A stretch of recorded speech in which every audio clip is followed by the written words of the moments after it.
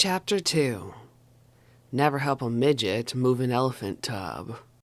After talking to a young man in a pool hall who had worked for the Clyde Beatty Circus, Tony LaVey had become intrigued with the lifestyle and possibilities.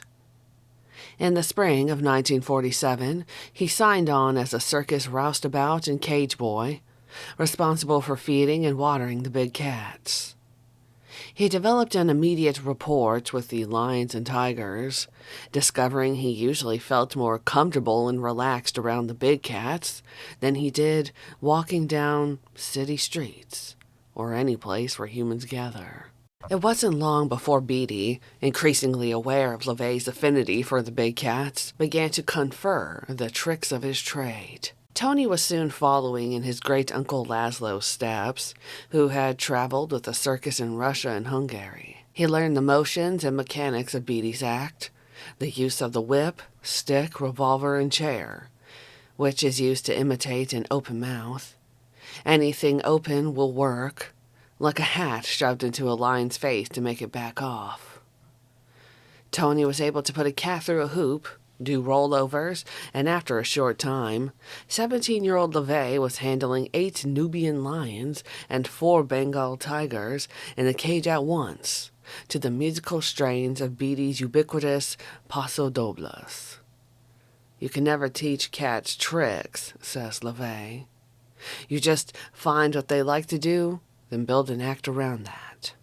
Cats love to go through hoops, get on their personal pedestal, all that stuff they use in standard acts. That's why the word trainer is more appropriate than tamer. You work with cats, rather than trying to break their spirits or tame them.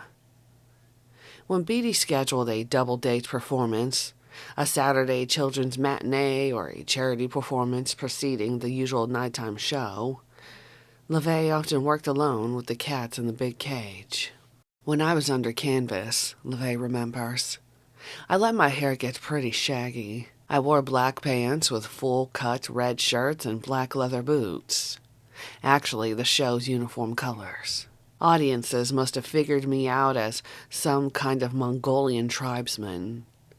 I felt right with the image and took pride in it. It seemed to work with both the cats and the audience. Once people see an image like that, they don't forget. It was the only way circus people recognized or remembered me when I went back to visit, now and again, up into the 60s. Somewhere, there are films floating around of Anton LaVey working the cage. Says LaVey, a guy named Tom Upton was around then. He spent most of his time filming all the circuses. All the circus people knew him. He was welcome on any lot in the country. All you had to do was look in his direction, and he'd regale you with films and stories. Always wanted to get people together to watch his movies. The performers loved him. He'd set up his projector backstage and run it for the performers. He was a short fellow, rather round, and had a spheroid little wife named Crystal. Must have shot thousands of reels between the late 30s and mid-60s. Some of our early members who were around got to see some of his stuff. He brought them over and showed them to us a few times.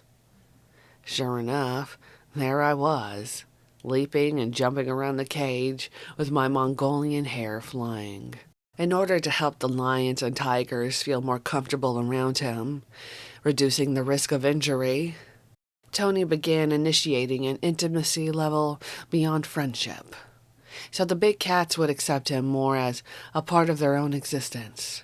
So the big cats would accept him more as part of their very existence. When he fed them, Tony put his own hamburger down on the ground beside their food, mimicking their growling noises as he ate. When practicing with the cats in the cage, he'd crawl through the sawdust behind them. LaVey even began sleeping in their cages with them once in a while. I really miss having a big cat around, after 20 years of my life in intimate contact with them. From 17 to 37, when Tagar went to the zoo. There's nothing like it. Once you've established a rapport with a cat, they'll never forget you. A young black leopard I worked with on the Beatty show named Zombie remembered me 13 years later when I happened to see him in a little traveling circus. When I moved toward the cage, this, by that time, old, moth-eaten leopard lifted his head and started making these friendly chirruping noises of recognition. I looked closer, and sure enough, it was the same cat I'd worked with long before. As friendly as LeVay got with the cats, though, he admits he gathered his share of close calls and has scars on his hand and chest to remind him that nothing can protect you from an unintentional mishaps or an over-exuberant lion. I've caught a claw or been knocked to the ground. It happens to every trainer once in a while. Lions are incredibly powerful creatures. All they have to do is brush you while they're running through their paces. That's enough to knock any man down. They're fantastically fast, too. The instant you hit the ground, one of them is on top of you, and there you are on your back in the sawdust with the lion hovering over you, breathing hot breath down your throat. And as you look up, the jaws staring you in the face seem to be big as a whale's. What possessed LeVay to risk his life, not only during the circus performances, but when sleeping and eating with the tigers and lions, and later choosing to live with a leopard and a lion in his home, risking an attack every day? I learned so much in the cave, explains LeVay. Even getting knocked down taught me great lessons. That's when you really learn power and magic, even how to play God. When you're lying in the sawdust with a lion breathing in your face. You know that the natural instinct of the beast is to sink its teeth into the fellow creature on the ground, not realizing that its tender skin and its bones can be crushed, that it can't withstand clawing and biting like another lion. So, lying there knocked down, you have just one defense left: willpower. Any good cat trainer has to learn how to use it, how to charge himself full of adrenaline, to send out gamma rays that penetrate the brain of the cat, so that it will hold off chewing or clawing while you grope around for your stick. Then, when you get your hands on it, you've got about 1 second to whip it across the lion's nose and jump to your feet while the lion is distracted. And if you can't reach the stick, you have to do it by giving the cat a solid punch on the nose. After a while, Tony's creative drive led him in other directions within the circus community. As LeVay explains, there's always something to do in a circus.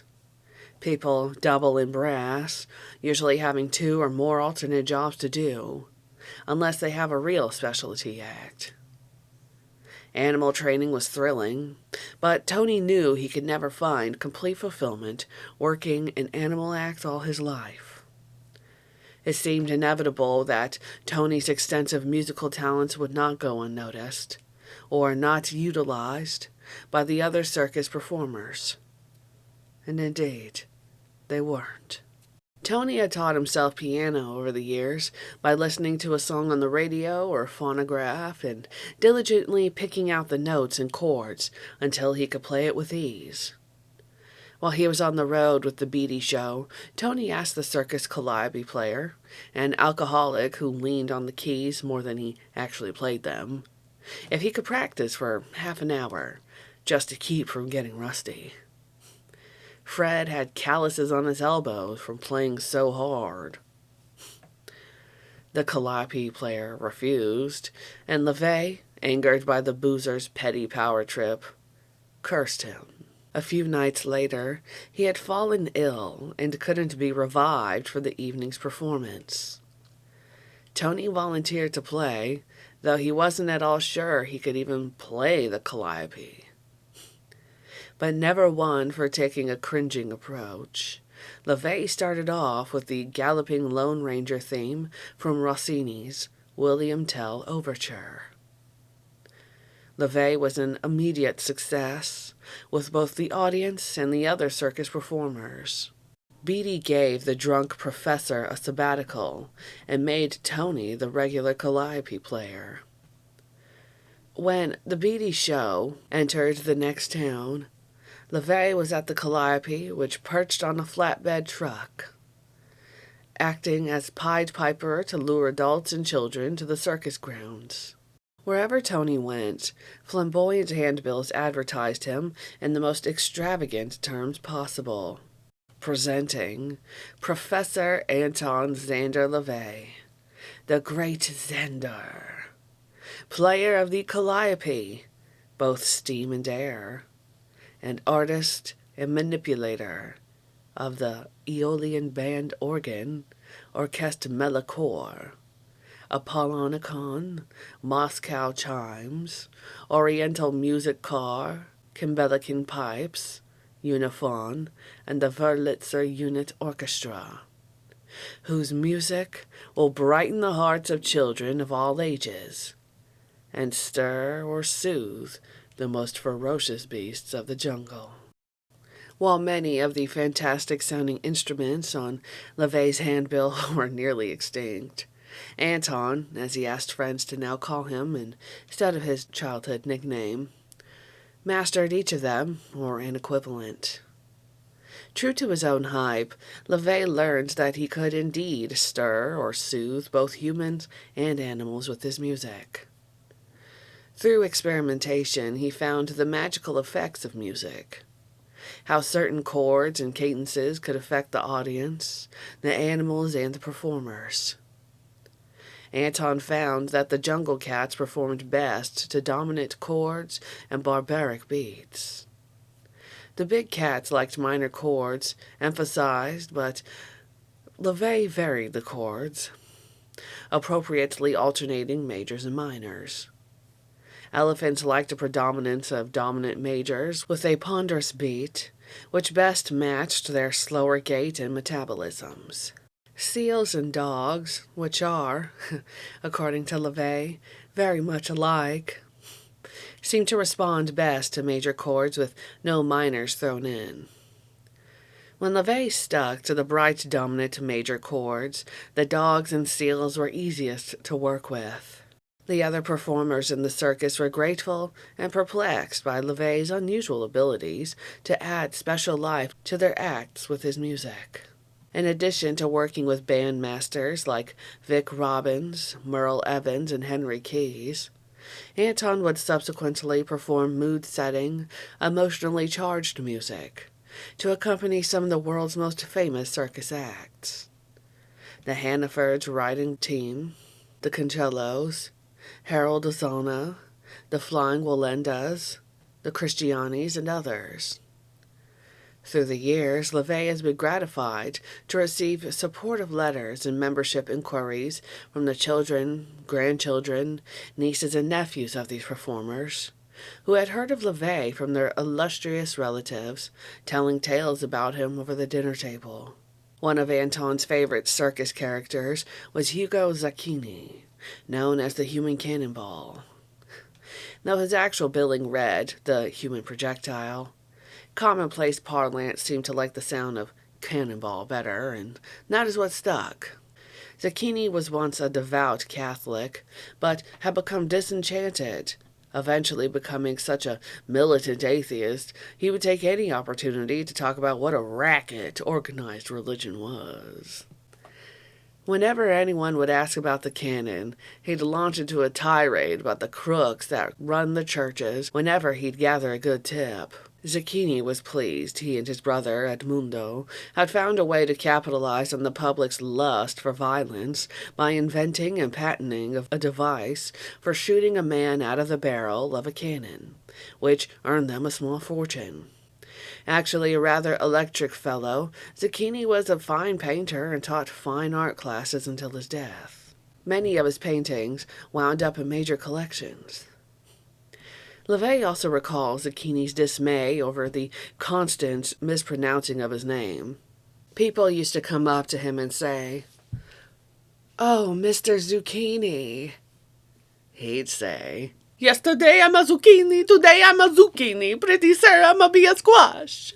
Anton had a run-in with a midget on the Beatty show. Instructed to run across the lot for a spike, he saw a midget under a semi-trailer, struggling with a big elephant tub, and the decorated hollow pedestals elephants perform on. LeVay tried to help him, and the midget cussed him out and kicked him in the shins. He later found out that it wasn't a good idea to help a midget do anything physical, because you might get kicked in the balls. Among the other interesting people LeVay met during his time in the circus was Weird Tales writer Robert Bobber Johnson, Rubber Bubber Johnson, as he introduced himself. He and LeVay struck up a friendship that would last until many years after the Church of Satan was officially formed. At the time, with writing a contract with Blue Book magazine, 5 circus stories a year, Johnson was working as an animal trainer himself. Johnson was always fascinated by the magic and synchronicity found in mundane life, yet took the wildly outrageous in his stride.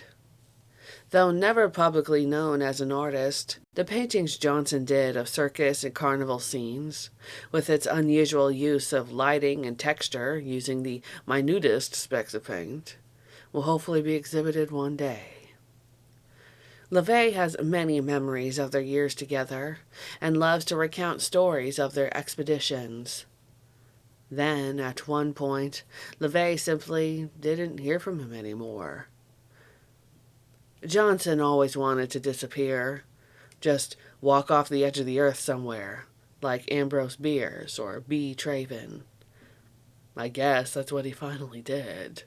Not long before Clyde Beatty died of stomach cancer, he came in and listened to LeVay play the theater pipe organ at the Lost Weekend, a nightclub where he was working in San Francisco in the early 60s. He nursed a 7-Up just listening.